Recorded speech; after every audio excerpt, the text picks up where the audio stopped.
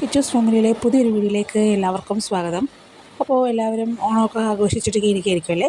പിന്നെ എല്ലാവരും ഒരുപോലെ എത്തുന്നൊരു സ്ഥലമാണ് നമ്മുടെ ആശ്രാമം മൈതാനം എന്ന് പറയുന്നത്. ഇപ്രാവശ്യം ഒന്നിൽ കൂടുതൽ ഫെസ്റ്റിവലും സ്റ്റോളുകളും എല്ലാം ആശ്രാമം മൈതാനത്ത് അവർ കൊല്ലംകാർക്ക് വേണ്ടിയിട്ട് ഒരുക്കിയിട്ടുണ്ടായിരുന്നു.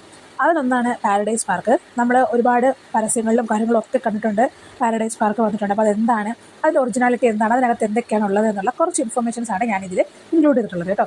വീഡിയോ ഇഷ്ടമായിട്ടുണ്ടെങ്കിൽ ചാനലൊന്ന് സബ്സ്ക്രൈബ് ചെയ്യാനും വീഡിയോ ഫുള്ളായിട്ട് കാണാനും എല്ലാവരും ശ്രമിക്കണേ. എൻട്രി പാസ് എന്ന് പറയുന്നത് 199 രൂപയാണ്. 5 വയസ്സിന് മുകളിൽ ഉള്ള അഡൽട്ട് വരെ ഉള്ളവർക്ക് ഉള്ള എൻട്രി പാസ് എന്ന് പറയുന്നത് 199 രൂപയാണ്. 5 വയസ്സ് താഴെയുള്ള കുട്ടികൾക്ക് ഫ്രീ ആണ് കേട്ടോ.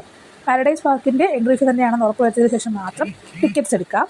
അപ്പോൾ തിരക്കില്ലാതെ നമുക്കത് കാണണമെന്നുണ്ടെങ്കിൽ ഒരു 4 മുതൽ 5 മണി വരെ ചെന്ന് കഴിഞ്ഞാൽ തിരക്കില്ലാത്ത സമയമായിരിക്കും. ഇനി അങ്ങോട്ടുള്ള ദിവസങ്ങളിൽ അങ്ങനെ ആ ഒരു ടൈം പിന്നീട് നമ്മൾ നോക്കിയിട്ട് കാര്യമില്ല. കാരണം ഓണമല്ലേ, എല്ലാവരും ഫ്രീ ആയിട്ടിരിക്കുന്ന സമയമാണ്. അപ്പോൾ തിരക്ക് എന്തായാലും ഉറപ്പായിട്ടും തിരക്കുണ്ടാവും. അപ്പോൾ മാക്സിമം ഒരു തിരക്കില്ലാത്ത സമയത്ത് പോയെങ്കിൽ മാത്രമേ നമുക്ക് ഓരോ സെക്ഷൻസ് നമുക്ക് എൻജോയ് ചെയ്യാനായിട്ട് പറ്റുള്ളൂ.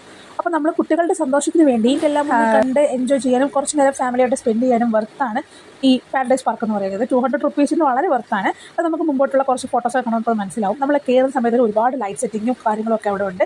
ഫോട്ടോസൊക്കെ എടുക്കാൻ വേണ്ടിയിട്ടുള്ള ഒരുപാട് സെക്ഷൻസ് ഉണ്ട്. അപ്പോൾ നമ്മൾ തിരക്കില്ലാത്ത സമയത്ത് പോകുകയാണെന്നുണ്ടെങ്കിൽ നമുക്കിതെല്ലാം നിന്ന് കാണാനും അവിടെ നിന്ന് ഫോട്ടോസ് എടുക്കാനൊക്കെ പറ്റും. ഒരുപാട് സെക്ഷൻസ് ഉണ്ട്. നമുക്ക് ഫോട്ടോസ് എടുക്കാനും ലൈറ്റ് സെറ്റിംഗ് കാര്യങ്ങളൊക്കെ ഉണ്ട്. നമ്മളൊരു ഈവനിങ് ടൈമിലാണ് പോകണമെന്നുണ്ടെങ്കിൽ നമുക്ക് ഈ ലൈറ്റ് എല്ലാം എൻജോയ് ചെയ്യാനായിട്ട് പറ്റും.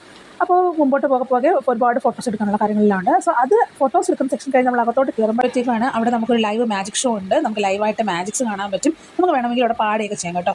നമുക്ക് വേണമെങ്കിൽ അങ്ങനെയുള്ള ഫംഗ്ഷൻസ് നമുക്ക് പോയി പങ്കെടുക്കുകയും ചെയ്യാൻ പറ്റും. അതിനുശേഷമാണ് നമ്മുടെ ഈ ഒരു കയറുമ്പോഴാണ് അവിടെ നമ്മുടെ മെയിൻ താരം എന്ന് പറയുന്ന ഡിനോസർ ഇരിക്കുന്നത്. നമ്മൾ ടി വിയിലൊക്കെ കണ്ടിട്ടേ ഉള്ളൂ ഡിനോസറിൻ്റെ. ഇപ്പോൾ ഇതിൽ കാണുന്ന പിക്ചർ പോലെയല്ല, നമ്മൾ വീഡിയോസിൽ കാണുന്ന പോലെയല്ല, നേരിട്ട് കാണുമ്പോൾ കറക്റ്റ് ഒറിജിനാലിറ്റി തോന്നും കേട്ടോ അതിന്.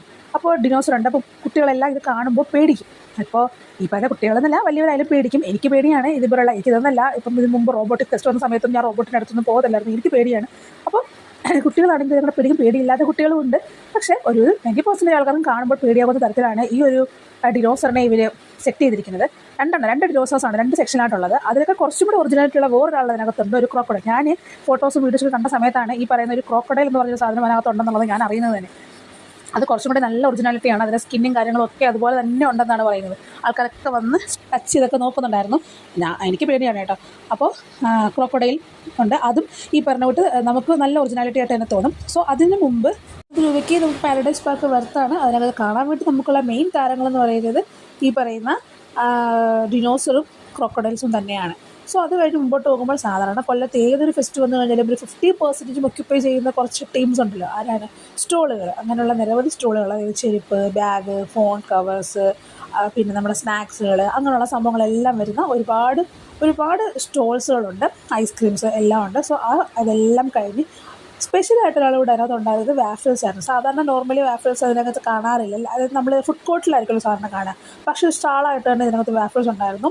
പിന്നെ ഈ സ്റ്റാളിനകത്തൊരു പ്രത്യേകത എന്ന് പറഞ്ഞാൽ നമ്മൾ ഒരുപാട് ഐറ്റംസ് ഇരിക്കുമ്പോൾ നമ്മൾ അതിൻ്റെ പ്രൈസിനെ പറ്റി ചിന്തിക്കത്തില്ല. പക്ഷേ നോർമലി സ്റ്റാളിൽ പ്രൈസ് റേറ്റ് കൂടുതലാണ്. നമ്മൾ പുറത്തുനിന്ന് മേടിക്കുന്നതിലും സ്റ്റാളിൽ പ്രൈസ് റേറ്റ് കുറച്ചല്ല, ഒരു ചെറിയ മാർജിൻ കൂടുതലാണ്. സോ അതിനുശേഷം സ്റ്റാൾ കഴിഞ്ഞ് പുറത്തേക്ക് ഇറങ്ങുമ്പോൾ നോർമലി പോയതിൽ ഫുഡ് കോർട്ടുണ്ട്.